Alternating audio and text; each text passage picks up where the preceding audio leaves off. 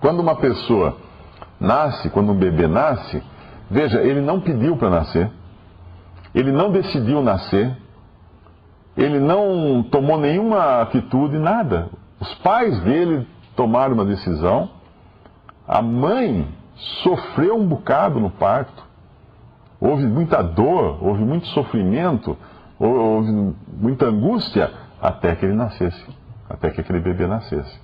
Então o nascimento, uma coisa importante é isso, o novo nascimento, ele segue o mesmo padrão.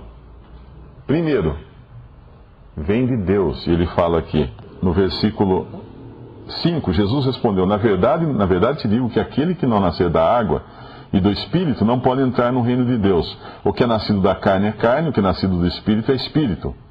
E no versículo 8, o vento assopra onde quer, ouves a sua voz, mas não sabes de onde vem, nem para onde vai. Assim é todo aquele que é nascido do Espírito.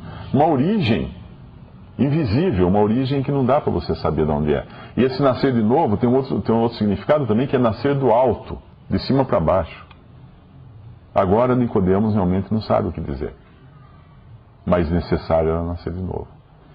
E o importante dessa passagem é, primeiro, entender que o novo nascimento é uma obra de Deus. É uma obra que Deus faz na alma. Mas o Senhor Jesus continua explicando para Nicodemos coisas aqui que são importantíssimas. Coisas importantíssimas, porque alguém poderia falar assim, bom, então eu vou deitar no sofá e quando Deus quiser que eu nasça de novo, eu vou nascer de novo. Não, não é assim. No versículo 14, o Senhor fala, e como Moisés levantou a serpente no deserto, assim importa que o Filho do Homem seja levantado, para que todo aquele que nele crê não pereça, mas tenha a vida eterna. Porque Deus amou o mundo de tal maneira que deu seu Filho unigênito, para que todo aquele que nele crê não pereça, mas tenha a vida eterna.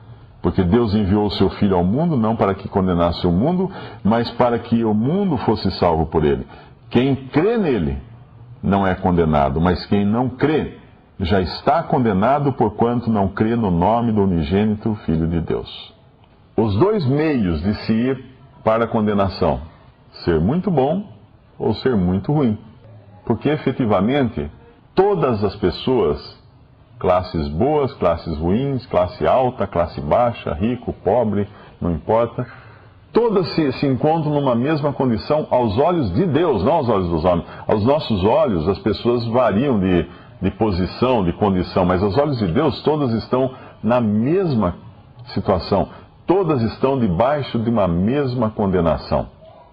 Todas estão debaixo do pecado que arruinou a criação, o pecado que entrou no mundo, o pecado que deteriorou totalmente a criação original de Deus.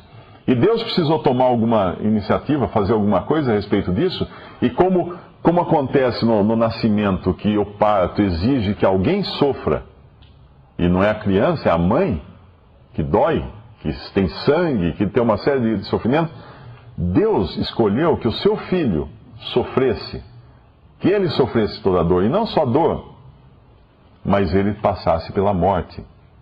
Ele passasse pela morte. Nós sabemos que um parto é sempre um risco de morte da mãe. Há um número muito grande de óbitos no parto. Até hoje, mesmo com medicina moderna e tudo mais, sempre existe um risco de óbito no parto. Mas Cristo efetivamente não correu um risco. Ele foi à morte. Ele foi à morte. Ele foi à morte para possibilitar a paga do pecado do homem, para possibilitar com o seu sangue derramado pagar o pecado do homem. Morreu e ressuscitou para a justificação do ser humano que crê nele como Salvador. Por isso agora existe uma situação em que todos os homens se encontram, pecadores, perdidos, debaixo da mesma condenação, seja ele Nicodemos, seja ele o ladrão na cruz. Qualquer um, todos iguais.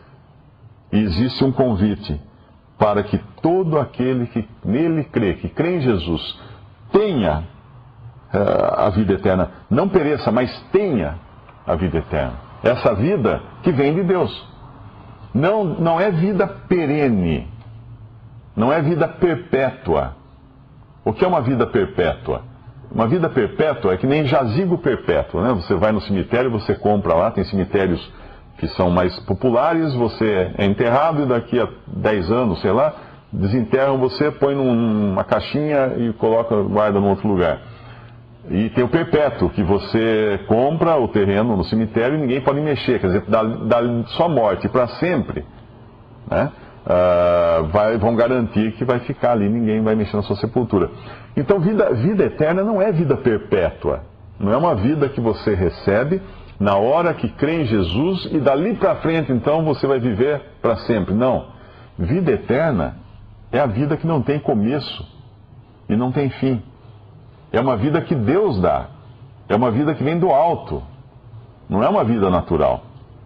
Não é a vida normal que nós temos. Mas para que nós recebamos a vida eterna, é preciso morrer. E nós tivemos um que morreu por nós. Morreu em nosso lugar. Morreu para nos dar a vida eterna. Derramou a sua vida na cruz, o seu sangue na cruz, entregou a sua vida para que nós tivéssemos vida. E necessário vos é nascer de novo. Ele repete aqui para Nicodemos várias vezes, ele leva isso daí até um ponto. Até o ponto de saturação, vamos dizer assim, né? Que Nicodemos terá que nascer da água e do Espírito.